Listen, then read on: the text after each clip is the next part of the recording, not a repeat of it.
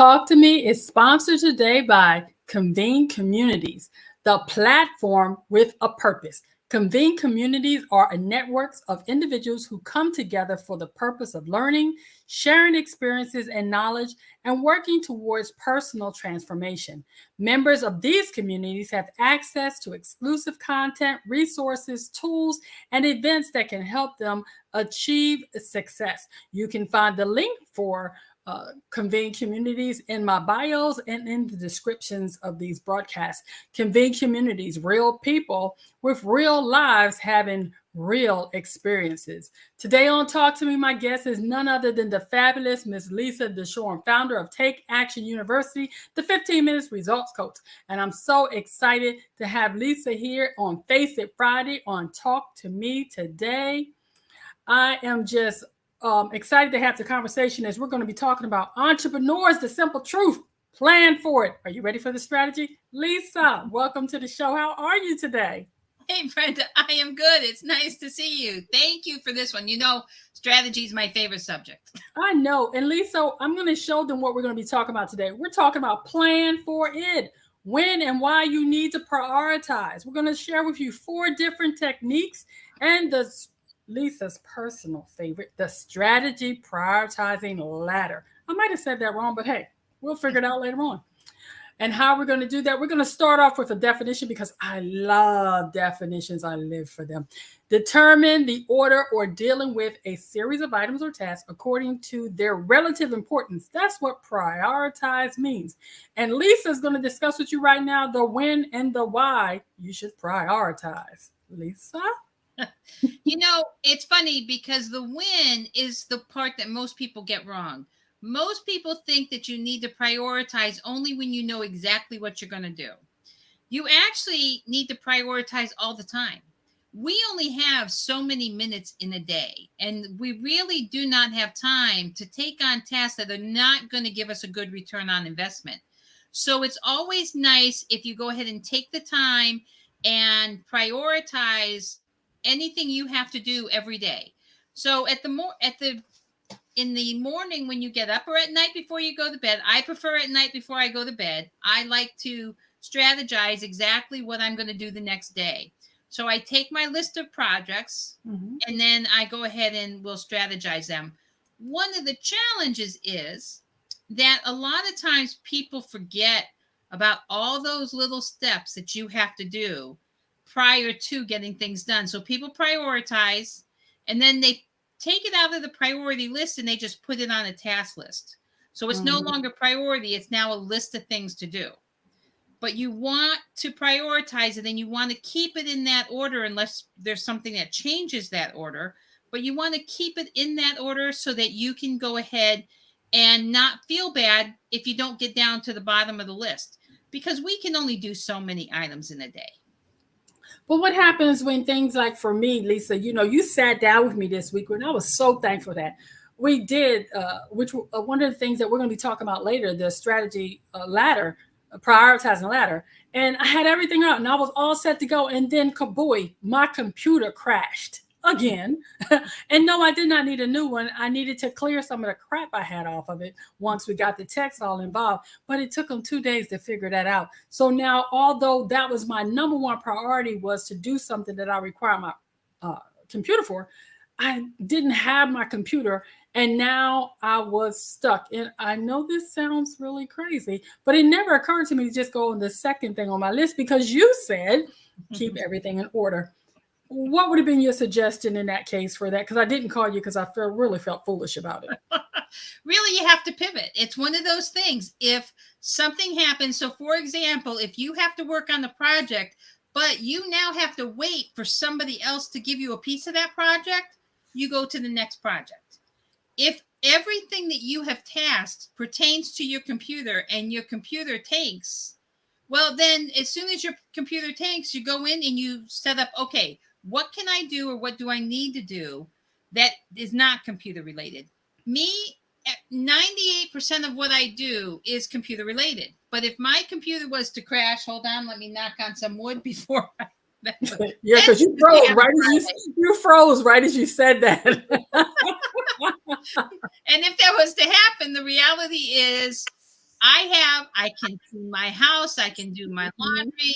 At work, I can clean my desk. So there's a wide variety of things that do not require computers. So it goes back to what we talk about here on Face It Friday. Face it, you may have to do something different. And that's what I did because pretty much everything on my list was computer related. But that's why we're going to have a really good conversation today as we talk about 4 different techniques that you can use to plan it. Lisa, when we talked about this and you told me this first technique, it's one that I actually did struggle with the first time I heard it, and it is the Eisenhower box. Do it now, decide when to do it, delegate to someone, delete this task, urgent, not urgent, important, not important, blah, blah, blah, blah, blah. It just drove me crazy. Please help me with those boxes because I had them. I had the little chart. I hung it up, but I still found myself not doing it now, not delegating it to someone else, failing to delete the task, and let alone, I don't even know what the last one was, deciding to do it in the first place. Schedule it was the other Oh, one. thank you. So that's why we have 4 different types of strategies, because everybody's different. Not everything is going to work for everybody. Okay. So the Eisenhower matrix. I'll put it back up for people. One of the things. Oh no, you can put it down. Okay. I just had to bring it up for a second. So here's what's really important. So it does have the do, the schedule, the delegate, the eliminate. And the reason it does that is because there are some things that are urgent that you have to do right away. So that's going to be in the top left-hand box. So anything that you know that's urgent, you have to do right away, you put it in there. Okay. If it's not urgent, but it's important, because that's going to be the key. Is it important? That's going to go into, I have to schedule it, whether I schedule it today, whether I schedule it next week, I have to schedule it. It's not urgent, but it's important. Okay. And then the next one you look at is the urgent, but not important. So the urgent, not important, those are things that, can you delegate it? Can you give it to somebody else? You consider it urgent because you know it has to get done. But it's not important to make it up to the high priority level. And it's not necessarily important enough for you to do that you can delegate it. So if you can't delegate it, is there somebody that you could maybe work with where they could do it, make a deal, I'll do this, you do that kind of thing, go out on Fiverr or any of the other networks and locations? Because if you start, generally the not important stuff should not rise to the top, and that's why it's underneath the delegate. Then it's the eliminate. So we have generally on our list things that are not urgent and not important. They're just things we want to do. Like watch guinea pig videos. There you go. Although I consider some of that a de-stressor, so I wouldn't eliminate that totally. Okay. I would schedule that one, but I wouldn't eliminate it because we need our de-stressors, and guinea pig videos can be de-stressors. Okay. But there are things that there may be ideas, and one of the things when we get to the ladder, you're going to see how we eliminate. But there may be things that you want to do, but you just can't. So it comes off your list. You don't even schedule it because it's going to cause a problem. You can eliminate it by putting it on a list that says, hey, I like this, but I can't do it. I don't have the resources. I don't have the time, and I can't delegate it. And Lisa, I think as solopreneurs, sometimes we forget that we do have those choices and many more. And having 4 different strategies that can help us face the fact that we do have choices in how we plan for it, whatever it is for you and your business. Maybe it's creating more content on your social media, it's networking, it's creating lead magnets, lead pages, or just the day-to-day marketing and sales management. And so I really appreciate that box, because when we started talking about this, it helped me really look at those things that I could delegate or even eliminate. Guinea pig videos was not one of the things I chose to eliminate. But that's why I really enjoy one of a tried and true, our number 2 strategy, which is focus on your goals and create a timeline. And I choose to use SMART goals, which is why I put this up here. They're specific, they're measurable, they're achievable, they're realistic, and they're timely. But maybe even in that, you may have a different view on that. What are your thoughts? So I like SMART goals. They're one of my favorites. And the reason they're my favorites is because it really gives me all the meat for what I need to do. However, not everybody wants to go through the trouble to really identify and deep dive into the goal. And so the second one, if you focus on your goals and create a timeline, then what you're going to do is whether or not you choose to use the SMART goal concepts, you still list your goals. And then you timeline them, because one of the most important things, especially in the timeline when it comes to your goals, if you know you need to get things done. Mm-hmm. So, for example, I have a presentation tomorrow, I have a presentation on Monday, and I have a presentation that following Sunday. Now, I have action steps that I need to take for each of them. Obviously, the one for tomorrow is going to be the highest priority if it's not already done. So my timeline is going to have my goals, because these are the things that need to get done in order for me to accomplish something. Mm-hmm. And, for me, I like SMART goals because I'm a shiny objects person, Lisa. And if I don't write things down or really set some clear boundaries for me, my creative avoidance goes up. When I wrote the prep for this, I thought, are you ready to stop creative avoidance? And for those of you that have never heard us discuss this before, that's my cute way of saying procrastinator, because I am a card carrying procrastinator, but I prefer the term creative avoidance because it sounds so much better. But that's just me. That's just me. And sometimes, when we get to these phases in our planning for it, we forget that sometimes creative avoidance is not a bad thing if it gives you time to really sit down and focus on your goals and your plans that you have for whatever it is you have to get accomplished. Sometimes I come up with my best ideas when I am just kind of creatively avoiding a task that I know I have to do. And I'm excited about the ability to do that.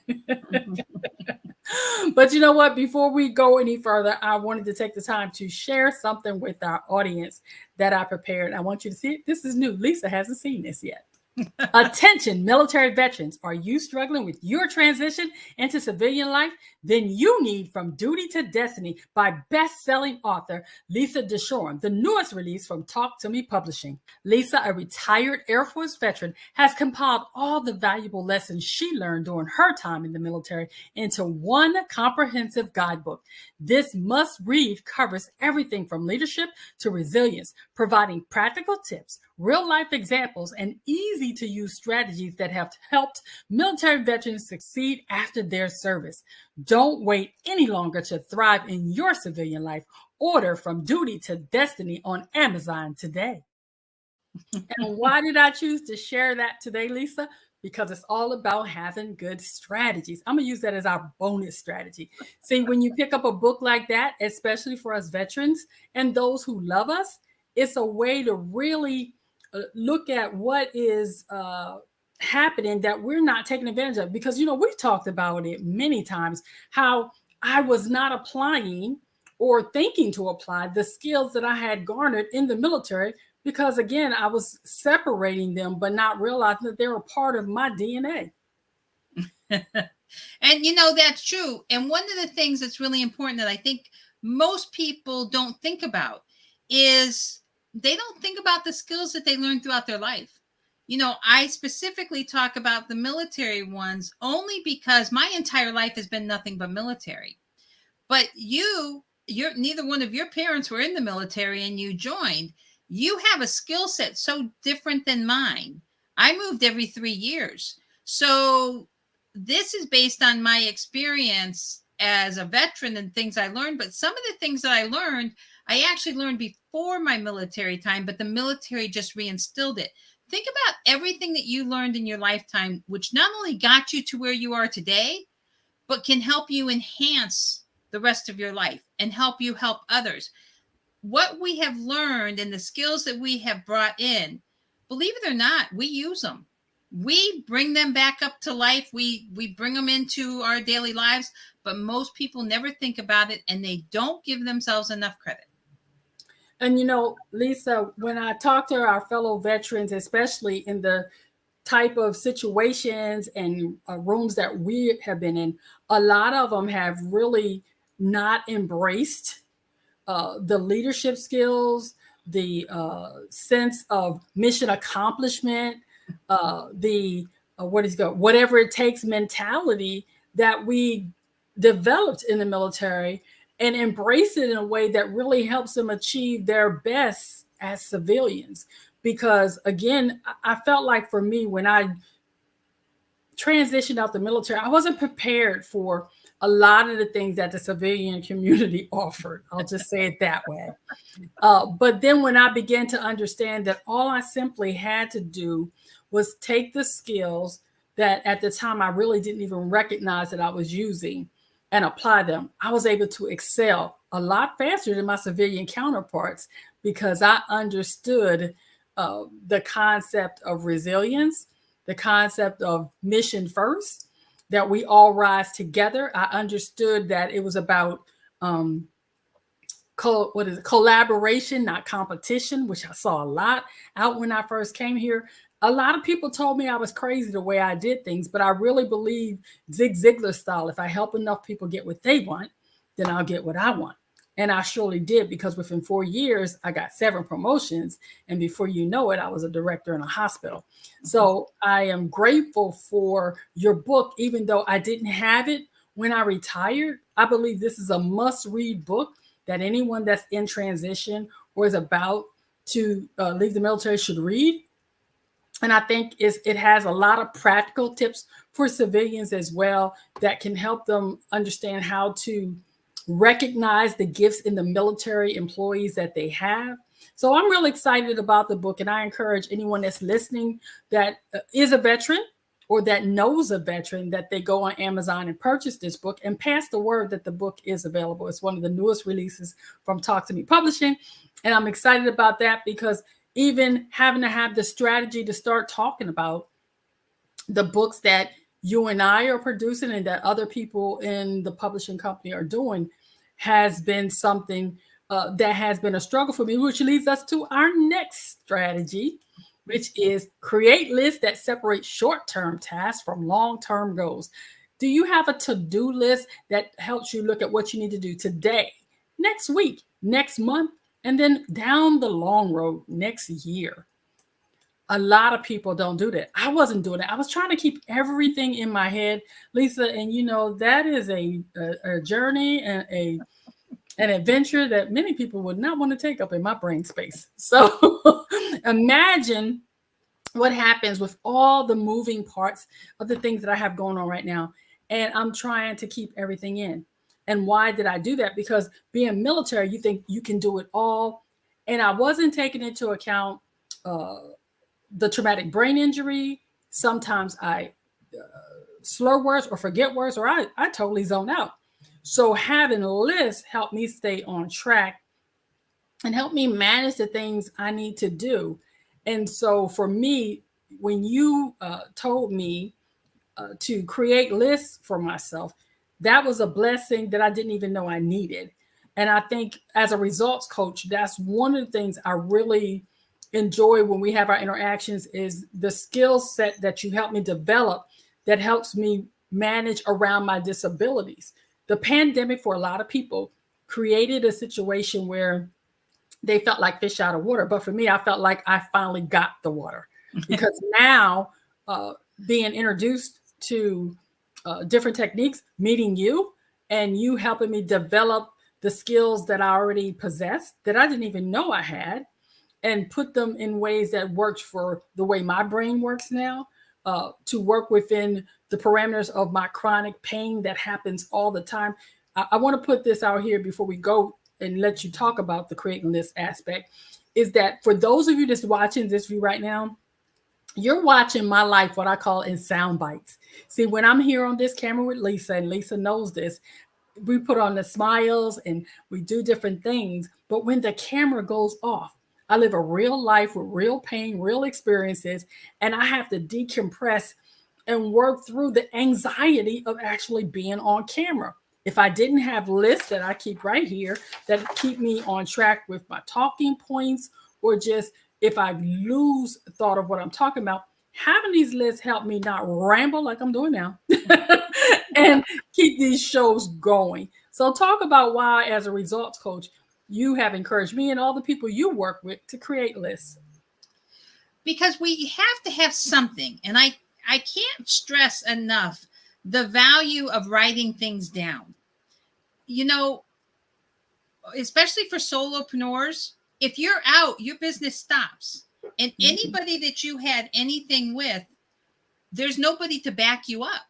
Yeah. So if you write things down, the reality is somebody can step in, and if they have to contact people, they can contact people. If they can move things forward for you, those are important. So lists are very important. I like to break them down by day, week, month, and year. And really, I do a strategic goal planning session is what I do when I do all of them. And keep in mind, everything is flexible. Nothing is, don't freak if you have to change it. Excuse me. There are going to be times we have to pivot. That's just life, and it's okay to pivot.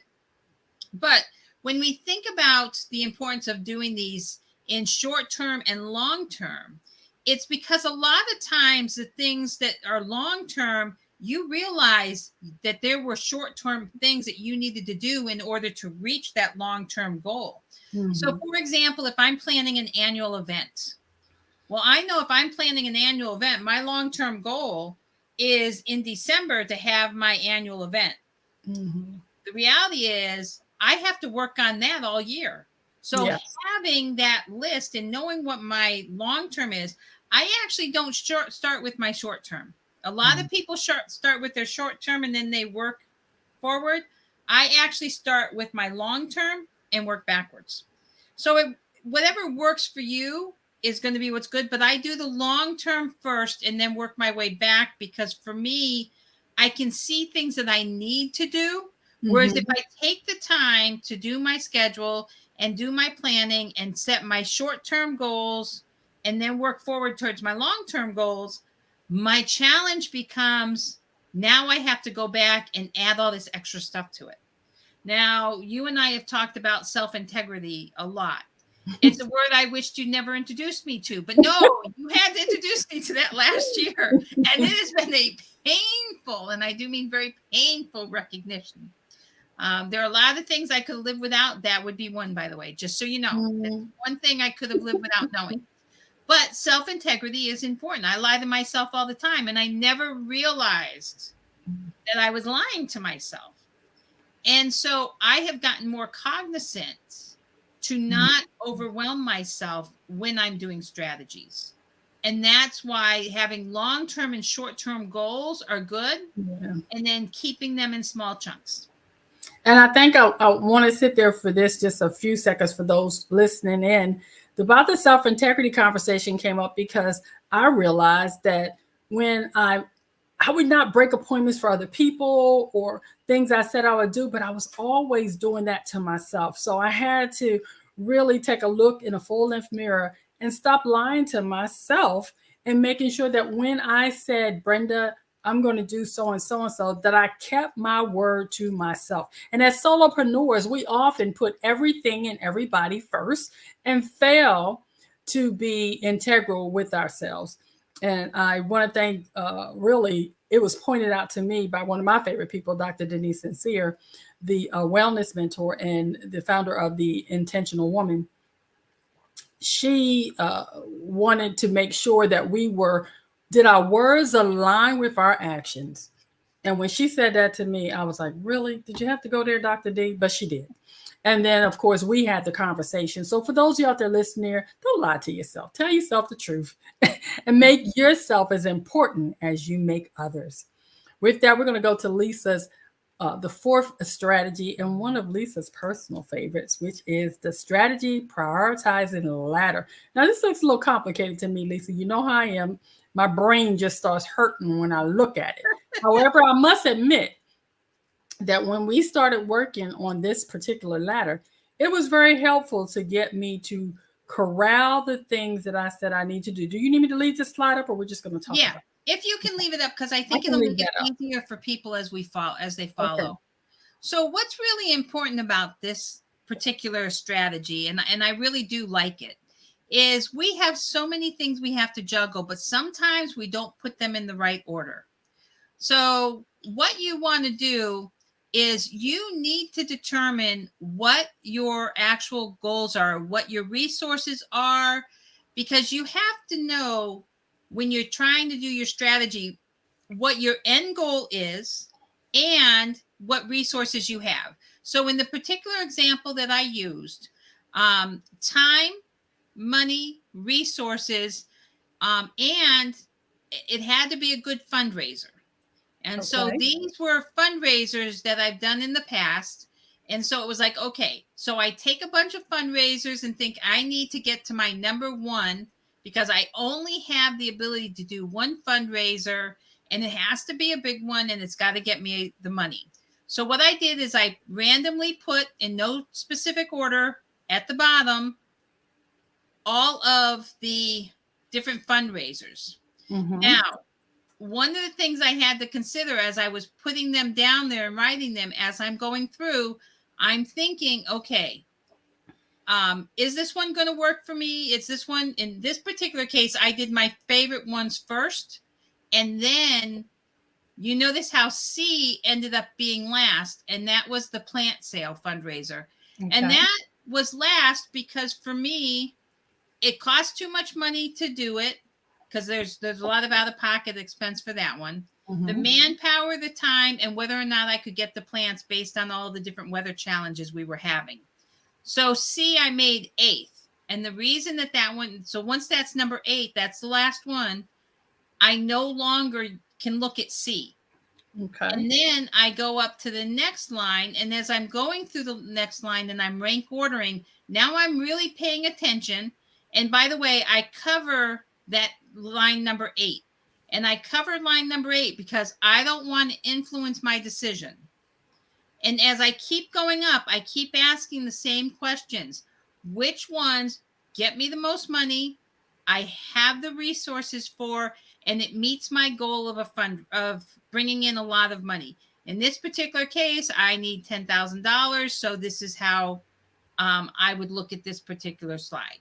And you keep going up, and the very last one, and this is why it's called a ladder, but the very last one is the one you can no longer look at.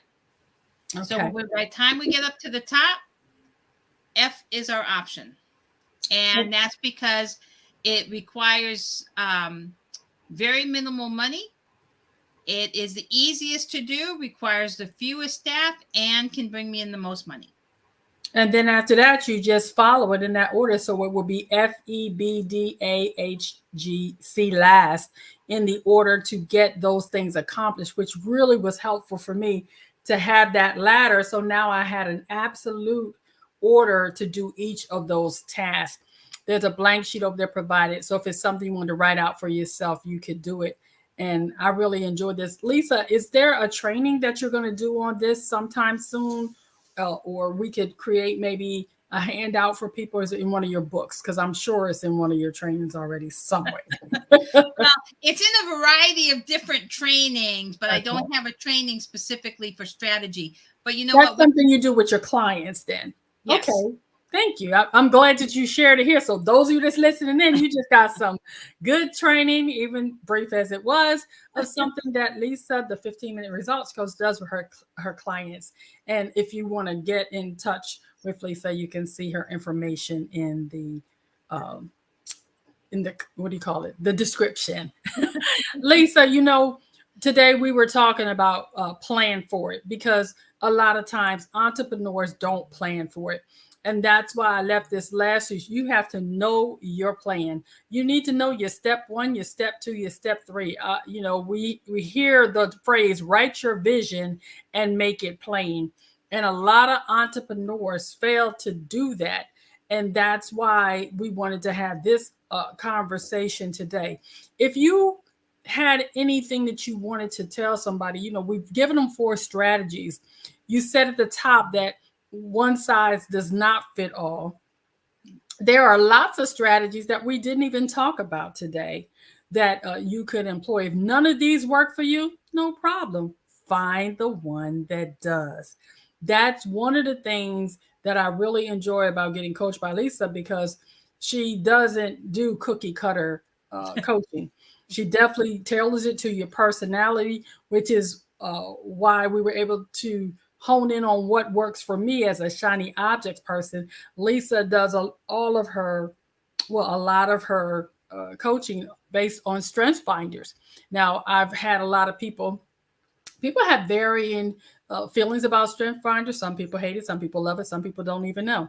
But for me personally, because of Lisa, I started shifting to that model because I thought it was very helpful for me to help determine how people show up with their strengths and their challenges, and also how my strengths and challenges could affect how I can coach others.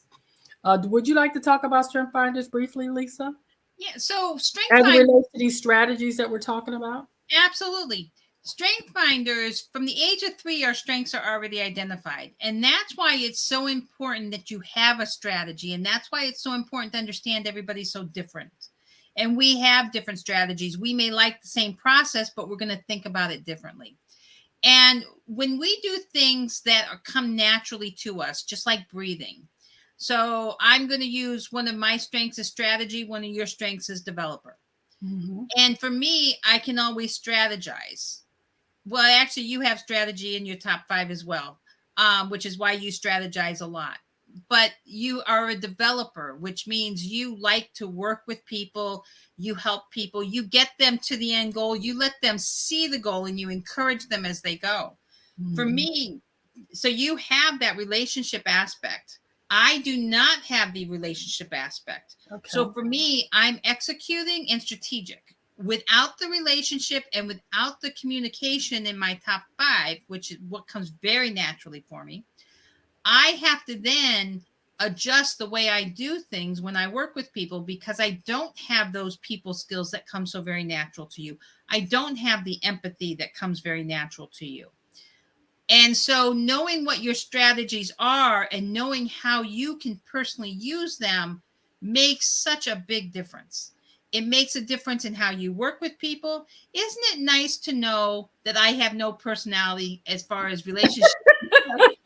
You pick up, you know, you may not have picked up it until after we met, but you know, understanding that I don't have and don't understand the relationship concepts and the communication, it's harder for me. Mm-hmm. You can then, and you have coached me numerous times and provided me what other people are thinking, because my mind does not think like that. And you have often said, people don't think like you, Lisa. Just Yeah. don't go there.